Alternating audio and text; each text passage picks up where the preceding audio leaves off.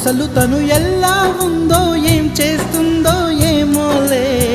special మనిషైనా కూడా మనకేముంది మామూలే కళలు తెలుసా ఏమో బహుశా కవిత మనిషా కలల హంస మనసు కొంచెం తెలుసుకుంది కలిసిపోయే మనిషిలాగా మంచి పద్ధతంటూ ఉంది మదిని లాగుతున్నది ఎంత ఎంత వింతగున్నది